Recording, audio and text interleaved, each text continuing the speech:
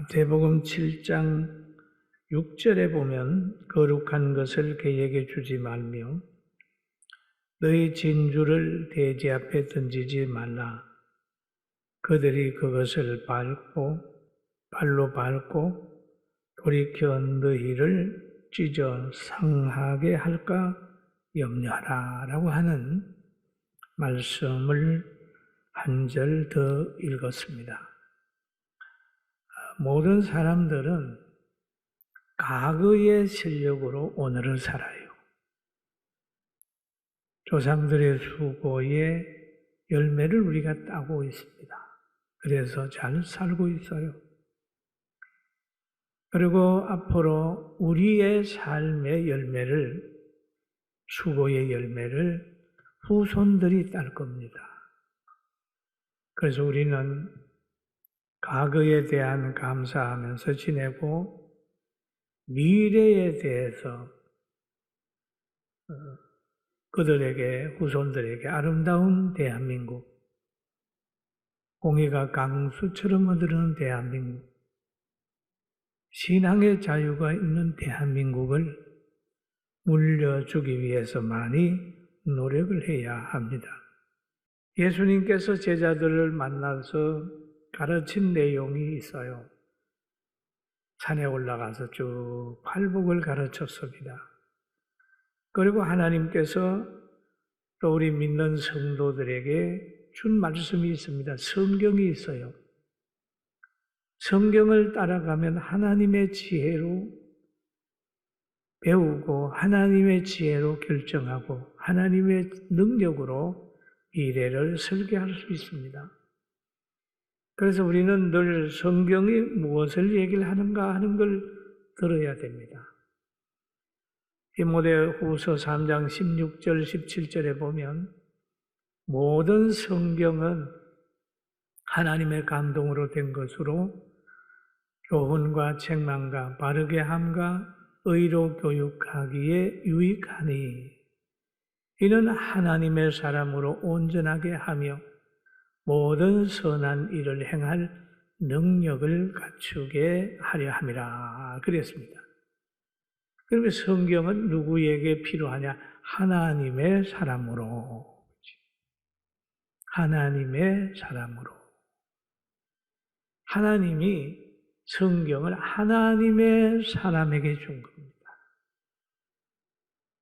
그 하나님의 사람으로 모든 선한 일을 행할 능력을 갖추게 한다라고 얘기했습니다. 그래서 여러분이 성경을 보고 하나님의 지혜를 가지고 능력을 받아서 세속에 물들지 않고 환경을 이기는 분별력이 있기를 주의 이름으로 축원합니다. 그런데 하나님은 모든 교훈에 사랑을 담고 있습니다. 사랑을 담아요. 이 모든 교훈에는 책망도 담고 있습니다. 그게 사랑이에요.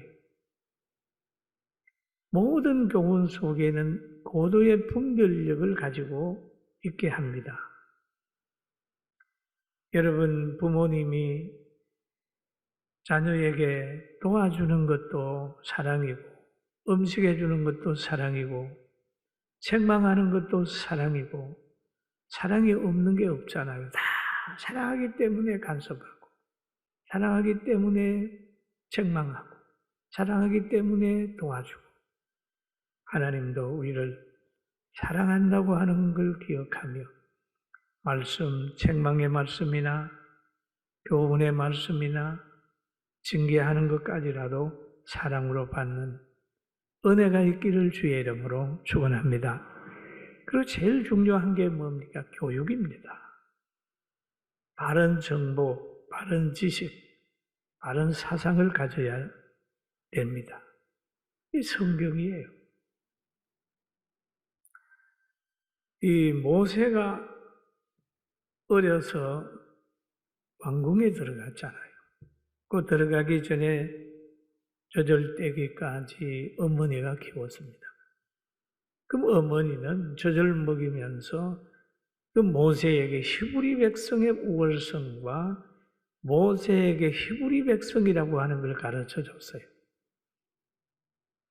그랬더니 모세가 40살이 돼가지고 결국 왕궁에서 살았지만, 그 문화 속에서 살았지만 히브리 백성과 함께 고난당하는 그 길을 선택을 했습니다.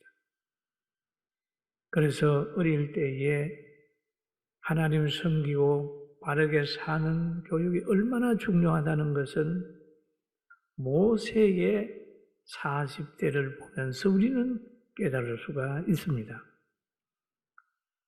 그리고 예수님께서 제자들을 만나가지고 제일 먼저 하신 것이 마태복음 5장에 쭉 기록이 되어 있습니다. 마태복음 5장에 보면은 8가지 복에 대한 얘기를 하고 있습니다. 그런데 우리가 추구하는 복과 주님이 복이라고 하는 것하고는 조금 거리가 멉니다. 그러나 믿는 사람은 이 가치관으로 무장하면 어떤 환경 속에서라도 웃을 수 있어요. 할렐루야. 그래서 여기에 보면 심령이 가난한 자는 복이 있다니 천국이 그들의 것이며,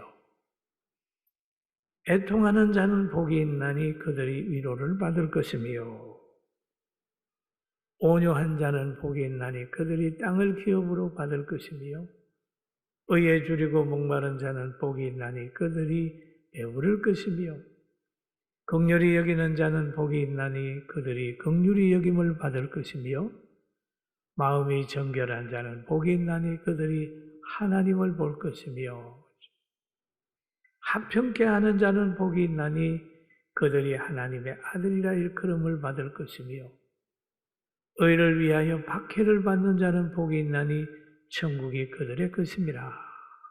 여러분, 예수 믿다가 박해를 받는 거 여러분 복이라고 생각해 보셨습니까? 하나님 왜 나로 하여금 박해를 받게 합니까?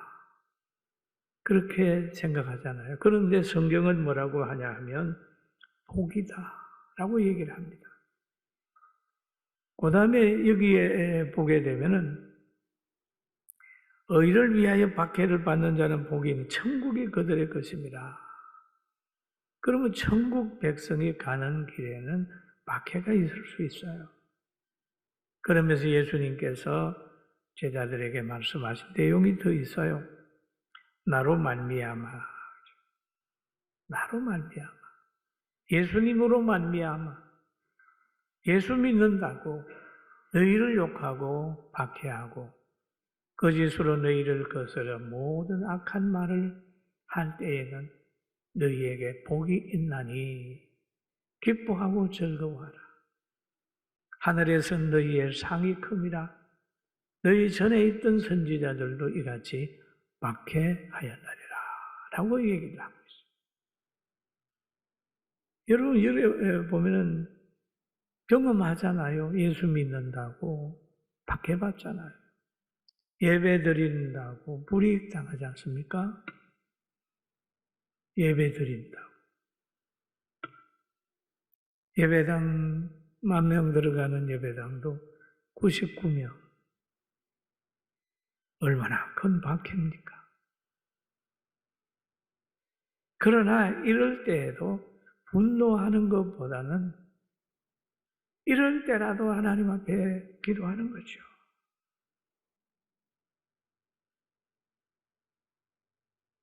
믿음으로 극복하면서 박해를 받으면서 가는 겁니다. 그러면서 말합니다. 기뻐하고 즐거워하라. 믿는 사람에게는 박해가 있는데 그 박해를 받으면서도 기뻐하고 즐거워하라. 하늘에서 너희 상이 큽니다. 너희 전에 있던 선지자들도 이같이 박해하였느니라. 박해는 왜 받습니까? 타협을 안 하니까 박해받는 겁니다. 타협하면 무슨 박해를 받아요? 우상 섬기라 그러면 섬기고 시키는 대로 하면 박해가 없어요. 그러나 박해하는 사람, 박해를 받으면서도 진리를 세우고 가니까 박해를 받아요. 불문불에 왕의 신상에 절하지 않으니까 풀무불에 들어가는 거예요. 전도하지 말라고 하는데 전도하니까 바울이 감옥에 들어가요. 기도하지 말라고 하는데 기도하니까 다니엘이 사자굴에 들어가는 거잖아요. 박해를 받는 거죠. 그런데 진리를 세워가려고 하면 박해는 받게 되어 있습니다. 여러분, 어둠이 주장하는 세계에 환하게 불을 켜보십시오. 불 끄라고 난리지요. 사람의 생명을 천하게 여기고 하는 그런 사람들에게 생명은 천하보다 귀한 것이다라고 얘기를 하면 그들이 추구하는 것을 하지 못하게 되니까 그 말을 못하게 하고 성경을 읽지 못하게 하고 말씀을 전하지 못하게 하지 않습니까? 여러분, 우리에게는 박해를 받을 때라도 기뻐하고 즐거워하는 은혜가 있기를, 능력이 있기를 주님의 이름으로 축원합니다. 심령이 가난한 자, 애통하는 자, 온유한 자, 의에 줄이고 목마른 자, 긍휼히 여기는 자, 여러 가지 있어요. 마음이 정결해야 하나님의 공의의 심판을 볼 수가 있어요. 하나님의 뜻을 알 수가 있습니다. 하나님이 하시는 일을 볼 때 두려워하거나 좌절하거나 태만하지 않고 열심히 살 수밖에 없습니다. 하나님을 알면요, 두려움이 없죠. 좌절도 안 해요. 그리고 적당히 못 삽니다. 여러분, 우리가 살아가는 한 시간 한 시간이 너무너무 소중합니다. 그래서 하나님은 그러잖아요. 주님은 세월을 아끼라 라고 합니다. 성령의 감동으로 온 몸을 하나님께 드렸던 사도 바울은 세상에서 일어나는 여러 가지 일을 보면서 그들을 두려워하지 않고 분노도 하지 않았어요. 왜 그랬을까요? 왜 그렇게 바보처럼 살았을까요? 하나님이 원수 갚아준다는 걸 알기 때문에 그는 여유롭게 살았습니다. 히브리서 10장 30절에 보면 원수 갚는 곳이 내게 있으니 내가 갚으리라. 여러분, 교회를 대적하든지 여러분의 신앙생활하고 대적하든지 원수처럼 대하는 사람이 있으면 여러분 믿음을 가지고 하나님께 맡기면 원수가 멸하는 것, 망하는 걸 여러분 눈으로 볼 수 있습니다.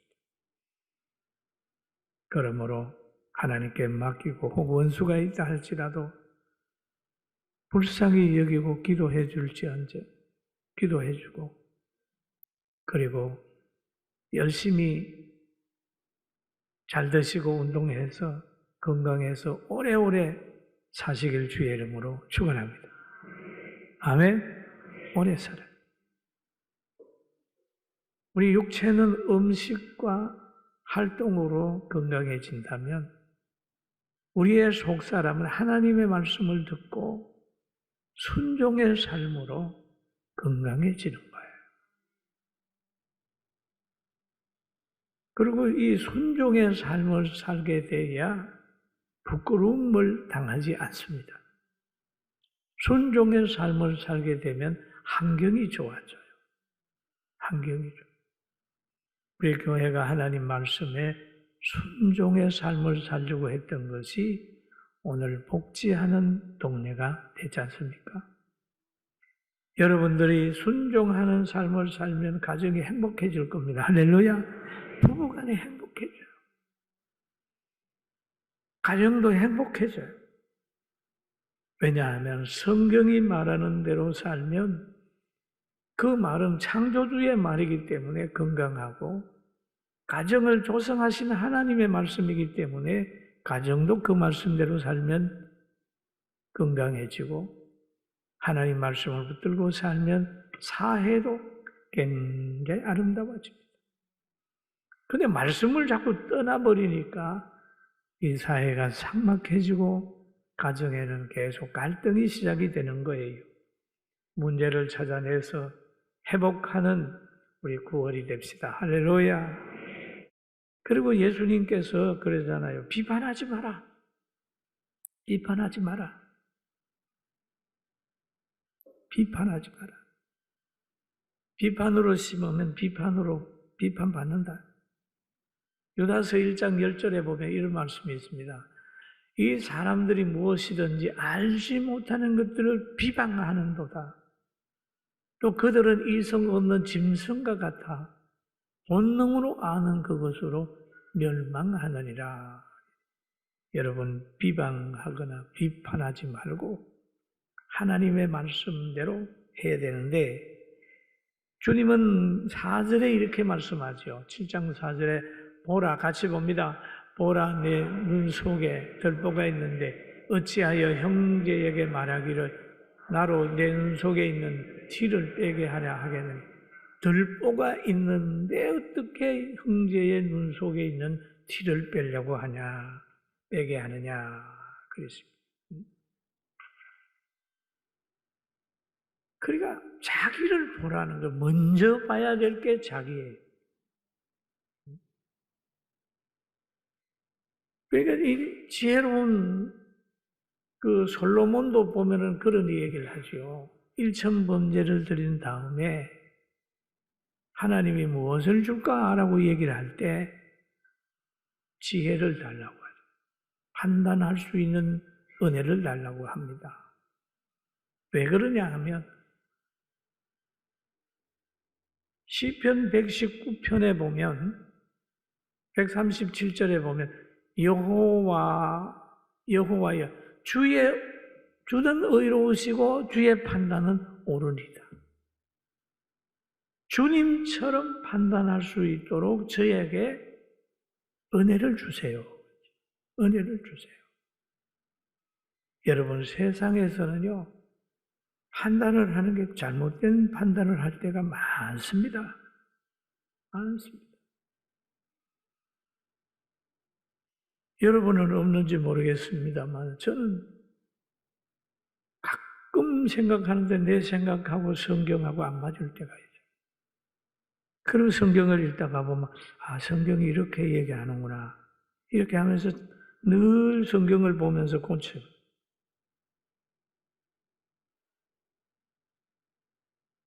그런데 그런 판단, 하나님의 말씀 중심의 판단, 자기를 보지 못하고 막 상대를 공격하다가 보면 결국 남의 자녀에게 막 공격한 게 결국 그 분량대로 자기 자녀에게 막 공격해오고 권력을 가지고 정적에 대해서 막 공격하는데 결국 나중에 가면 자기가 다 거두게 되는 거죠. 그래서 여기에 그 말이에요. 어찌하여 형제의 눈 속에 있는 티는 보고 내 눈 속에 있는 들보를 깨닫지 못하느냐. 보라, 내 눈 속에 들보가 있는데 어찌하여 형제에게 말하기를 나로 내 눈 속에 있는 티를 빼게 하겠느냐. 자신의 눈에 들보를 봐라. 들보를 봐라. 형제의 눈 속에 티를 빼게 하기 전에 먼저 네 속에 들보를 봐라. 더 도둑놈이 덜 도둑놈을 심판할 때가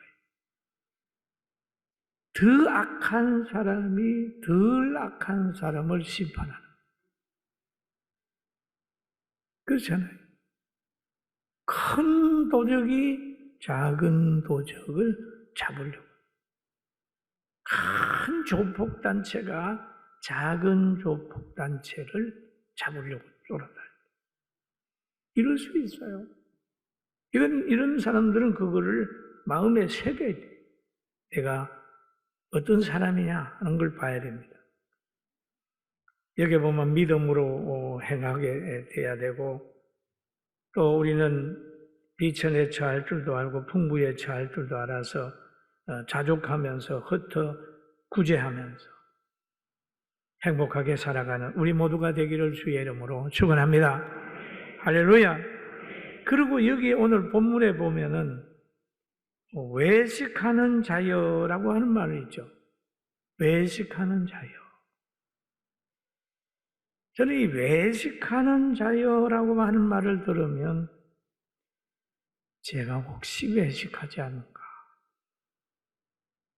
이 말을 하고 가르치는 사람들이 잘못하면 이 외식에 빠지기 쉬워요.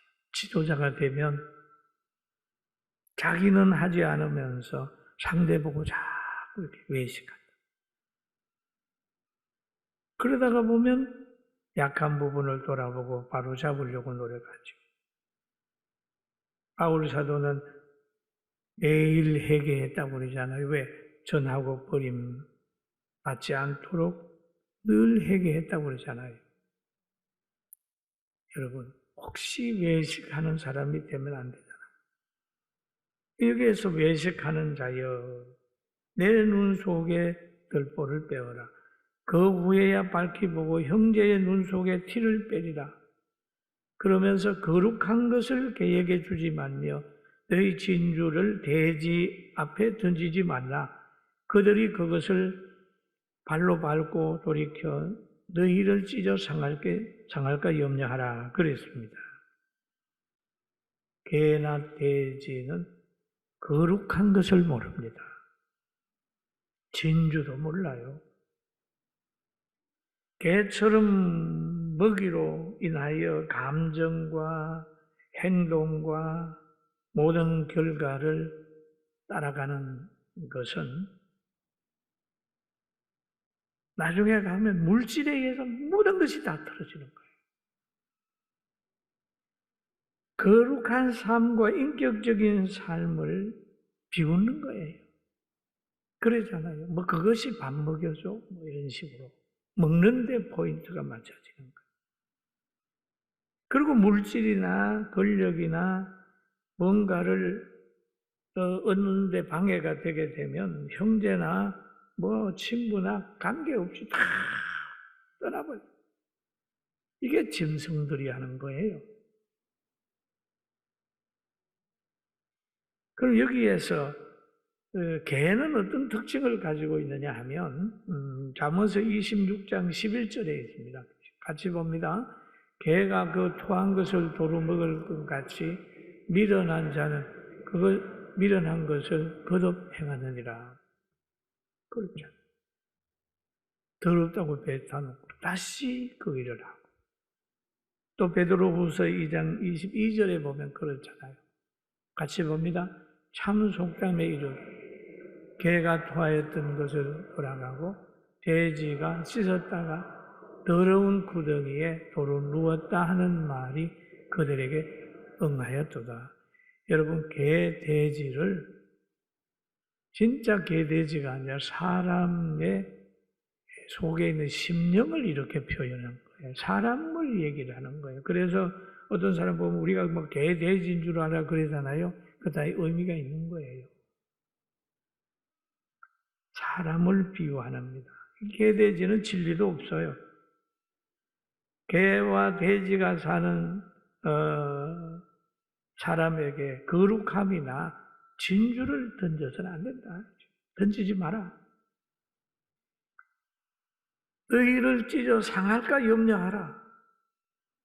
물질 위주로 사는 사람에게 복음에 대한 것이나 뭐 그리스도의 사랑을 베푼다거나 뭐 이렇게 하다가 보면 오히려 그것이 진날 개삭인 것처럼 그냥 담궈들어서 옷도 다 버리게 되고 찢어 상하게 되는 그런 게 있잖아요.